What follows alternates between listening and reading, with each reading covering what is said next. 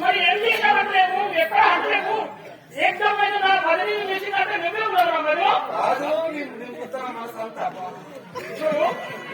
ముందు నా యొక్క నామధేయము కాంచనమాల.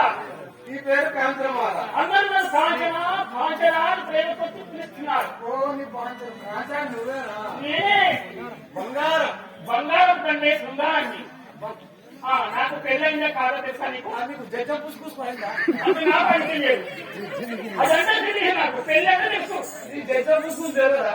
అది నాకు తెలియదు. ఈ మింగే నాకు తెలియదు. ఈ తిండం పండుగ కాదు నాకు తెలియదురా. దాని పెళ్ళి అంటారు.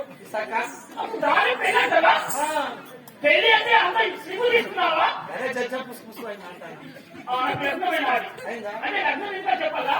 లగ్నం ఎప్పుడైనా మనం యొక్క పుష్పం పడ్డాక పెద్ద మనిషి ఎప్పుడు వచ్చినావో నా ఇట్లాలు కొడితే నేను లగ్నం పడుతున్నాను. అప్పుడే అది లగ్నం కాదట. మా తల్లిదండ్రులు అంటే చనిపోందా అది లగ్నం కాదు బిడ్డ. ఎవరైనా ఈ అమ్మలో మంచి రాజు ఉంటే వాళ్ళు పంటలించి ఓలార్చి ఇప్పుడు చెయ్యి ఇంటికి వస్తుంది. ఇది బద్మాష్ అయ్యి బాడకాలు చెయ్యి దీని బుద్ధి చెప్పిన బాడబాడు తంతారు. మరి ఆ చెయ్యి ఇదా మందరం అయ్యా. ఇది కర్మార్థం, ఇది ధర్మార్థం. అడుగుతాయి మరి ధర్మార్థం ఏం చేస్తుంది? ధర్మార్థం ఇది కర్మార్థం. ఇది తెల్లారు ఏమంటది?